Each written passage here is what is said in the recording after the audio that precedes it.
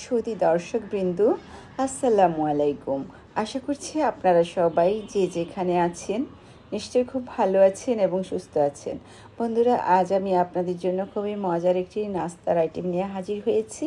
আজ আমি আপনাদেরকে দেখাবো পাউরুটি দিয়ে একটি খুবই সুস্বাদু একটি নাস্তার রেসিপি। আর এটা ঘরে তো সবারই পাউরুটি থাকে, তো আপনাদের অতিথি আপ্যায়নে কিন্তু আপনারা হঠাৎ করে অতিথি আসলে বা আপনারা নিজেরা খাওয়ার জন্য কিন্তু আপনারা যখন তখন মিষ্টি খেতে চাইলে আপনারা চটজলদি এই রেসিপিটি তৈরি করে নিতে পারেন। এটা খেতে ভীষণই মজা, আর দেখুন দেখতে কতটা সুন্দর হয়েছে।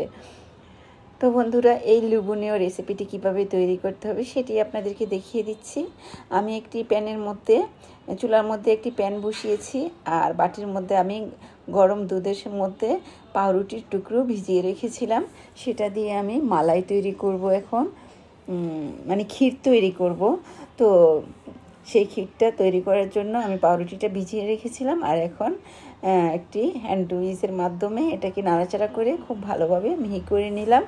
দেখুন একদম মিহি হয়ে গিয়েছে। তো এটাকে নাড়াচাড়া করে খুব ভালোভাবে মিশিয়ে নিয়েছি দুধের মধ্যে। পাউরুটিটা ভিজিয়ে এভাবে মালাইটা মানে ক্ষীরটা তৈরি করা যায়, বা আপনারা চাইলে অন্য কিছু দিয়েও ক্ষীরটা তৈরি করে নিতে পারেন। তো আমি পাউরুটি দিয়েই করে নিচ্ছি। তারপর দিয়ে দিচ্ছি এখানে ফ্লেভারের জন্য একটু এলাচের গুঁড়া, 1 টিস্পুনের মতো এলাচের গুঁড়া এখানে দিয়ে দিলাম। এতে করে এখান থেকে খুবই সুন্দর ফ্লেভার আসবে, খেতেও ভীষণ ভালো লাগবে। তারপর দিয়ে দিচ্ছি এখানে অল্প একটু ঘি, যেহেতু আমার ক্ষীর অল্প একটু, তাই ঘিয়ের পরিমাণটা একটু কমিয়েই দিলাম। দিয়ে তারপর নাড়াচাড়া করে ঘিটাকে মিশিয়ে নিব, আর এটাকে একটু ঘন করে নিব। আর ঘন অলমোস্ট হয়ে গিয়েছে, কারণ ঠান্ডা হয়ে গেলে কিন্তু এটা শক্ত হয়ে যাবে, জমে যাবে। তো আমার এটা হয়ে গিয়েছে। আমি এখন এটাকে নামিয়ে একপাশে রেখে দিব ঠান্ডা হওয়ার জন্য। তারপর আমি চলে যাব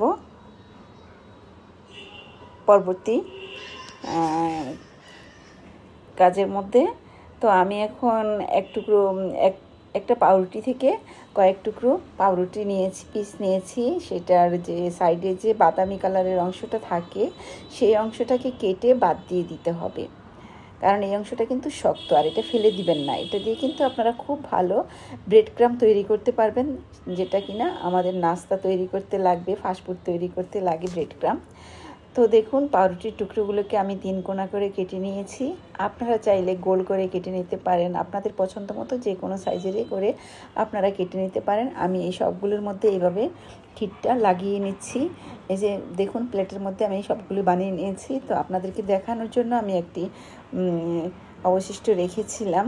তো সেটার মধ্যে দেখুন এই যে ক্ষীর দিয়ে তারপর উপর থেকে আরেকটা পাউরুটির টুকরো দিয়ে এটাকে এভাবে লাগিয়ে দিতে হবে, দিয়ে এভাবে সবগুলো তৈরি করে নিতে হবে। তো এগুলো একপাশে রেখে আমি চুলার মধ্যে একটি প্যান বসিয়েছি। আগে থেকে জাল দেওয়া দুধ আমি প্যানের মধ্যে দিয়ে দিচ্ছি। আর এই দুধ এখানে ছিল আমার 1 লিটার দুধ। জাল দিয়ে আমি এটাকে একটু ঘন করে নিয়েছি, যেহেতু আমি এটা দিয়ে মালাই তৈরি করব, তাই আমি দুধটাকে আগে থেকে জাল দিয়ে একটু ঘন করে নিয়েছি।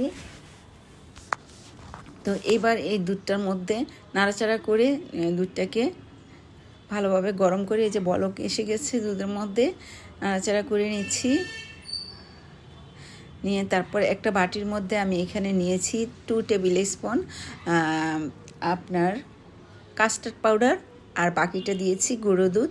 দিয়ে এখন এটাকে একটু পানি দিয়ে গুলে তারপর আমি এখন এই দুধের মধ্যে দিয়ে দিব। তো এখন চামচ দিয়ে নাড়াচাড়া করে মিশিয়ে নিচ্ছি।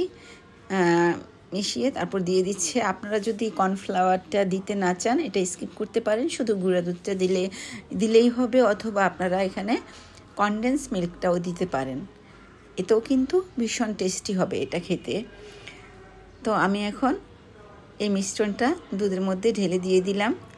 দিয়ে এটাকে অনবরত নাড়তে হবে যাতে তলানিতে লেগে না যায় বা দলা পাকিয়ে না যায়। তো দেখুন এটা নাড়াচাড়া করে আমি এটাকে মিশিয়ে নিচ্ছি। তো এটার মধ্যে আমি এখন দিয়ে দিব মিষ্টির ব্যালেন্সটা ঠিক রাখার জন্য একটু লবণ দিয়ে দিলাম। তারপর দিয়ে দিচ্ছি এখন চিনি।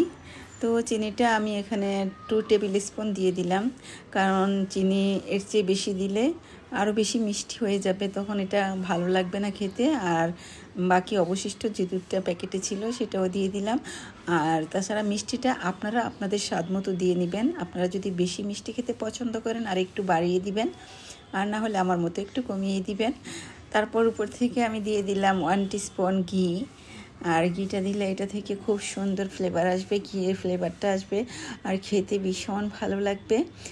ঘিটা দিয়ে নাড়াচাড়া করে মিশিয়ে নিচ্ছি। মিশিয়ে নেওয়া হয়ে গেলে এবার আমি এখানে দিয়ে দিব আর একটু সুন্দর ফ্লেভারের জন্য ভ্যানিলা এসেন্স। আমি এখানে কয়েক ফুটা ভ্যানিলা এসেন্স দিয়েছি। দিয়ে এটাকে নাড়াচাড়া করে খুব ভালোভাবে মিশিয়ে নিচ্ছি। তো দেখুন আমার এটা কিন্তু মালাইটা কিন্তু আমার হয়ে গিয়েছে। এর চেয়ে আর বেশি ঘন করব না, কারণ মালাই তো এত বেশি ঘন হলে কিন্তু পাউরুটির ভিতরে এটা প্রবেশ করবে না। তো আমি একটু টেস্ট করে দেখলাম একটু লবণ কম হয়েছে, তো আমি একটু লবণ দিয়ে দিলাম। তো আমি এটা চুলা থেকে নামিয়ে নিব, নামিয়ে অল্প একটু ঠান্ডা করে নিব। তো নামানোর আগে আমি আবার ঘি দিয়ে দিলাম। তো এবার আমি নামিয়ে আমি যে সেই পাউরুটিগুলো একটা প্লেটে সাজিয়ে নিয়েছি, তো এটার উপরে এখন এটা দিয়ে দিব। তো বন্ধুরা, যারা ইতিমধ্যে আমার চ্যানেলটাকে সাবস্ক্রাইব করে নিয়েছেন তাদের সবাইকে জানাচ্ছি অসংখ্য ধন্যবাদ। আর যারা আমার চ্যানেলে নতুন এসেছেন তাদের সবাইকে বলবো, অনুরোধ করব, আমার চ্যানেলের নিচে সাবস্ক্রাইব লেখাটা ক্লিক করে দিবেন আর পাশে থাকা ঘন্টাটা ক্লিক করে দিবেন। তাহলে আমি যখনই সুন্দর সুন্দর নতুন নতুন রেসিপি আপলোড দিব তখনই আপনাদের কাছে নোটিফিকেশান পৌঁছে যাবে, তখন সবার আগে আপনারা আমার রেসিপিটি দেখতে পারবেন।